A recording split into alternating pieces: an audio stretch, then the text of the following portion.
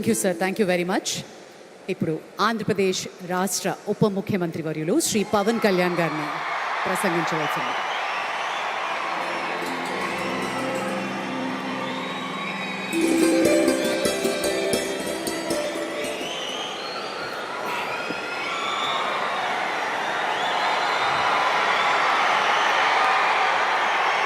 మహోన్నత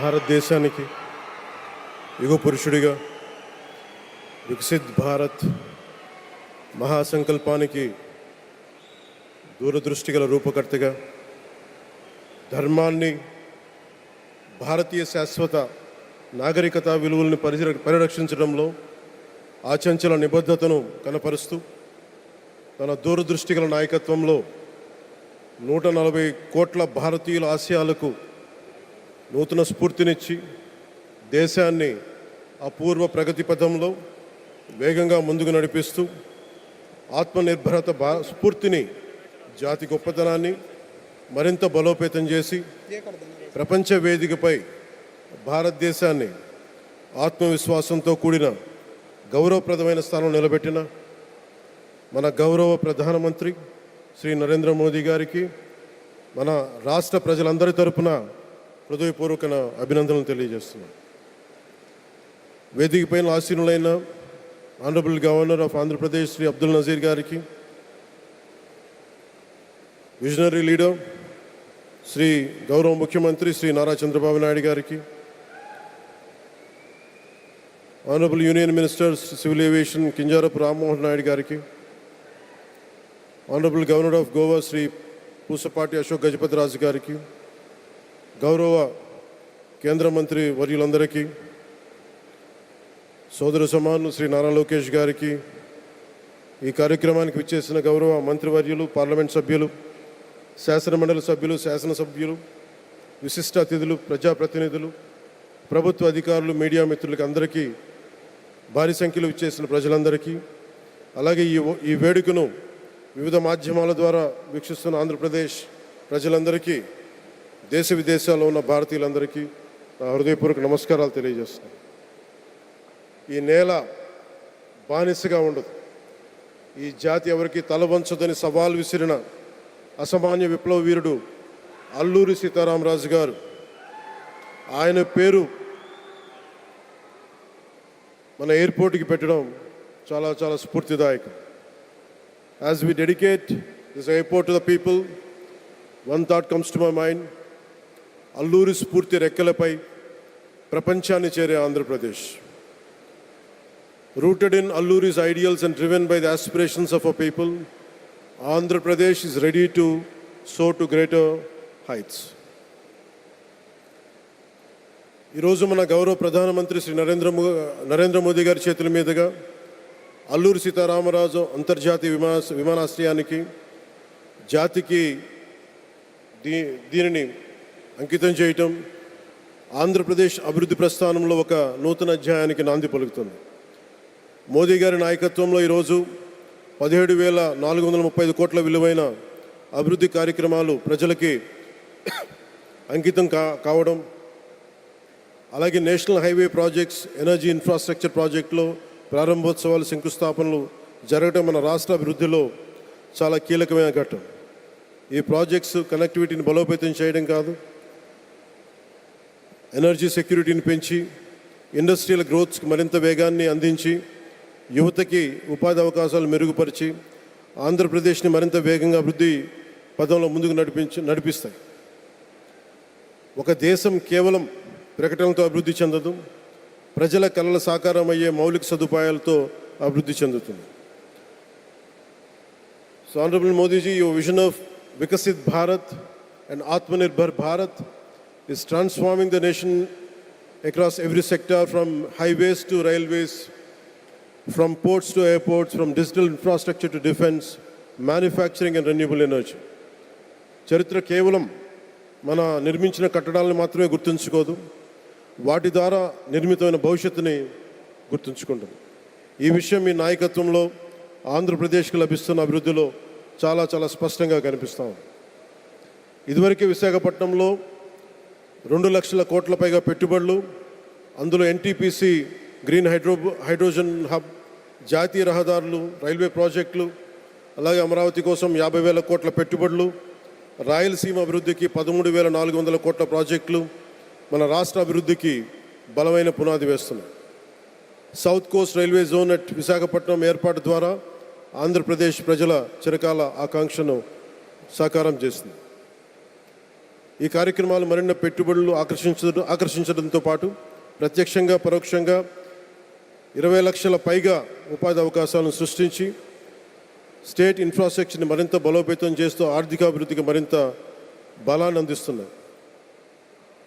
అలాగే గౌరవ చంద్రబాబు నాయుడు గారి నాయకత్వంలో, ఆయన మార్గదర్శకత్వంలో, వారి నాయకత్వంలో ఆంధ్రప్రదేశ్ దేశంలోని అగ్రగామి రాష్ట్రంగా అవతరిస్తూ ఉంది. ప్రత్యేకించి ఈ విమానాశ్రయానికి అల్లూరి సీతారామరాజు గారి పేరు పెట్టడం ఆ మహావీరుడికి నివాళి మాత్రమే కాదు, ఆయన ఆశయాలను, ఆయన స్ఫూర్తిని భావితరాలకు అందించే చాలా చాలా గొప్ప నిర్ణయం. జి మల్లికార్జునరావు గారు, జిఎంఆర్, అందరూ ప్రేమగా పిలుచుకున్న జిఎంఆర్ గారు, వారు దీన్ని కట్టడం, శ్రీకాకుళం జిల్లా నుంచి వచ్చి, రాజాం నుంచి వచ్చి శ్రీకాకుళం వెనుకబాటుతనానికి ఆయన కృషిని ట్రస్టుల ద్వారా అందిస్తూ ఆయన నేతృత్వంలో, ఆయన నాయకత్వంలో ఎయిర్పోర్ట్ నిర్మించడం మనందరికీ చాలా చాలా గర్వకారణం. ఈ సందర్భంగా మనందరం ఒక నిర్ణయం తీసుకోవాలి. పండ్లున్న చెట్టుకే రాళ్ళు వేస్తారంట. కష్టపడే కుటుంబ సభ్యుడు, తండ్రి కావచ్చు, పెద్ద కొడుకు కావచ్చు, అందరూ అతని మీద పడతారు. నువ్వు ఎక్కువ కష్టపడు, ఎక్కువ తిట్లు తింటావు. అలాంటిది మనం ఎలాంటి పరిస్థితుల నుంచి వచ్చాం? భారతదేశం ఒక పరిస్థితిలో బంగారాన్ని కూడా తాకట్టు పెట్టుకునే పరిస్థితి వచ్చింది. అలాంటి పరిస్థితుల నుంచి దశాబ్దం పైనుంచి మూడోసారి ప్రధానమంత్రిగా ఆయన ఈ రోజున మన దేశాన్ని నడిపిస్తూ ఉన్నారు. అలాంటి ప్రధానమంత్రిని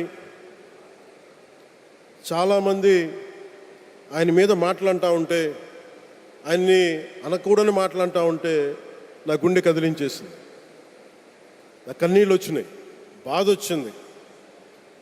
దేశం కోసం కష్టపడే వారికి చివరికి మనం ఇచ్చేదేం? కొత్త తరానికి ఏం తెలుసు? ఆయన పడ్డ కష్టం. ఒక్కరోజు కూడా సెలవు తీసుకోలేదు మన ప్రధానమంత్రి గారు. ఈరోజు పెట్టుబడులు వస్తున్నాయి మనకి, ఒక్కరోజు కూడా సెలవు తీసుకోలేదు. శత్రు దేశాలు, మన అభివృద్ధికి ఈర్ష్యపడే పశ్చిమ దేశాలు, వీటన్నిటినీ తట్టుకొని ఒకవైపు విదేశాల్లో ఉండే శత్రువులతో పోరాడాలి, దేశాన్ని అభివృద్ధి పదంలో తీసుకెళ్దామంటే అంతర్గత శత్రువులతో పోరాడాలి. అలాంటి వ్యక్తికి మనం ఇవ్వగలిగేది కేవలం మేమున్నాం మీ వెంట, మీ మీద మాట పడితే అది మా మీద పడ్డట్టే, అదే మనం వారికి ఇవ్వాల్సింది. నిజంగా ఆయన జంతర్ మంత్రులు అన్ని మాట్లాడుతూ ఉంటే నేను ఈ రోజున ప్రధానమంత్రి గారికి ఒకటే ఇస్తున్నాను, మిమ్మల్ని కొట్టే నాయకుడు లేడు ఈ భారతదేశంలో, రాబోడు. కానీ మీరు పడ్డ శ్రమ, మీరు పడ్డ కష్టం ఎవరు తీసుకోలేరు. ఎన్ని బాధలు పడ్డా, ఎన్ని దెబ్బలు తిన్నా ఈరోజు మనం గర్వంగా చెప్పుకుంటున్నాం. మన ఉత్తరాంధ్రకి ఎయిర్పోర్ట్లు వచ్చినాయి, ఇన్ని లక్షల పెట్టుబడులు వచ్చింది ఆంధ్రప్రదేశ్కి. కానీ ఇవన్నీ తట్టుకొని చెయ్యాలి అంటే 144 కోట్ల తాలూకు ప్రజల ఆకాంక్షల్ని ఎంతోమంది వెనక్కి లాగుతున్నా, ఒకళ్ళు ముందుకు తీసుకెళ్లాలంటే ఎంతమంది తిడుతున్నా, విమర్శిస్తున్నా తీసుకెళ్తున్నారంటే ఒకే ఒక్క నాయకుడు ప్రధానమంత్రి శ్రీ నరేంద్ర మోదీ గారు. నేను ఎందుకు తపన పడ్డాను, నేను అలయన్స్ కోసం ఎందుకు తపన పడ్డాను, మీ నాయకత్వం మాకు కావాలి ఎందుకు తపన పడ్డానంటే, ఈరోజు ఎయిర్పోర్ట్ ఆపేశారు. ఒక చిన్నపాటి ఎర్ర బస్సు కూడా రాని చోట ఎయిర్పోర్ట్ అవసరం లేదన్న వ్యక్తులకి సమాధానం ఇదే. ఇన్ని వేల మందికి ఇన్ని వేల కోట్ల పెట్టుబడి వచ్చింది అంటే ఆశీస్సులు కావాలంటే, దేశం కోసం నిలబడే నాయకుడికి మన అండగా ఉంటే ఏం జరుగుద్ది అంటానికే ఈ భోగాపురం ఎయిర్పోర్ట్ ఈరోజు ప్రారంభోత్సవం నిలువెత్తు నిదర్శనం. ముఖ్యంగా 25 సంవత్సరాలు లోబడి ఉన్న పిల్లలు ఉన్న ప్రతి ఒక్కరికి కూడా నేను ఈ సందర్భంగా తెలియజేస్తున్నాను. పిల్లల్ని సరైన దారిలో పెట్టడం, సరైన సంస్కారాలు నేర్పించడం చాలా చాలా అవసరం. ఈరోజు పొద్దున్నే ప్రధానమంత్రి గారి స్టేట్మెంట్ చూశాను. ఆయన తిట్టిన ఎన్ని దూషించారో వారిని కూడా పెద్ద మనసుతోటి క్షమించారు ఆయన. అలాంటి ప్రధానమంత్రి గారికి మీ పాదాలకు నేను నమస్కారం తెలియజేస్తున్నాను. నిజంగా మీ ఉన్నతి, మీ ఔన్నత్యం ఈరోజు చాలా చాలా స్ఫూర్తిదాయకం. భారతదేశం మీ అందరికీ కూడా, ప్రజలందరికీ కూడా, ఆంధ్రప్రదేశ్ ప్రజలందరికీ కూడా, దేశ ప్రజలందరికీ కూడా ఒక నాయకుడి కష్టాన్ని మనం వెంటనే గుర్తించలేం. ఆయన ఎంత తపన పడుతున్నారు. ఒక కుటుంబాన్ని నడపడం ఎంత కష్టపడుతున్నాం. 140 కోట్ల మంది ప్రజలు నడపడం ఎంత ఆషామాషి వ్యవహారం కాదు. ముందుకు తీసుకెళ్లే నాయకుడికి తెలుస్తుంది. అలాంటి వ్యక్తికి మనం ఏమి ఇవ్వగలం. దేశాన్ని నడిపించడం అంటే రామకార్యం లాంటిది.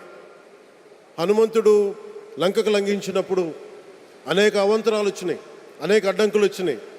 రామకార్యం చాలా గొప్పది. అలాగే ఈరోజు ప్రధానమంత్రి గారు దేశాన్ని ముందుకు నడిపించేది బృహత్ కార్యం, చాలా మహాకార్యం అది. అలాంటి వ్యక్తికి మనం ఇవ్వగలిగేది, హనుమంతుడికి మనం ఏమి ఇవ్వగలం? నువ్వెంత గొప్పగా లంఘించావు, ఎంత కష్టపడ్డావు. ఏ దేవతకైనా ఇవ్వాల్సిన స్తుతే. వాళ్ళు మన నుంచి ఏమి కోరుకోరు. ఒక తల్లిదండ్రులకి మనం ఏం కోరుకోరు. అమ్మ నువ్వు మా కోసం కష్టపడ్డావు, నాన్న నువ్వు మా కోసం కష్టపడ్డావు అని. అలాగే ఈ దేశ ప్రధానికి, సెలవు తీసుకోకుండా పనిచేస్తున్న ఈ దేశ ప్రధానికి మనం ఇవ్వగలిగేది, మీరు మా కోసం ఎంత కష్టపడ్డారు, మీరు మా కోసం నిరంతరం ఎంత శ్రమ తీసుకున్నారని చెప్పడమే మనందరి కర్తవ్యం. అలాంటి గౌరవ ప్రధానమంత్రి గారికి మనస్ఫూర్తిగా మీరు అనుకున్నంత కాలం అధికారం మీరు వద్దంటే వదలాలి, కానీ అధికారం మీ చేతుల్లోనే ఉంటుంది. దానికి మేమందరం నిరంతర కృషి చేస్తామని తెలియజేసుకుంటూ, భారతమాత ముద్దుబిడ్డ మన ప్రధానమంత్రి నరేంద్ర మోదీ గారికి ధన్యవాదాలు తెలుపుకుంటూ, ఒక్కసారి ఆయనకి ఇవ్వగలిగేది భారత్ మాతకి జయజయలు చెప్పుకుంటూ సెలవు తీసుకున్నాను. భారత్ మాతాకి, గౌరవ ప్రధానమంత్రి గారికి మరోమారు ధన్యవాదాలు తెలుపుకుంటూ, మీ ఆశీస్సులు మా అందరికీ కావాలి, రాష్ట్రానికి కావాలని తెలియజేసుకుని సెలవు తీసుకున్నాను. జై భారత్ అండ్ జై హింద్.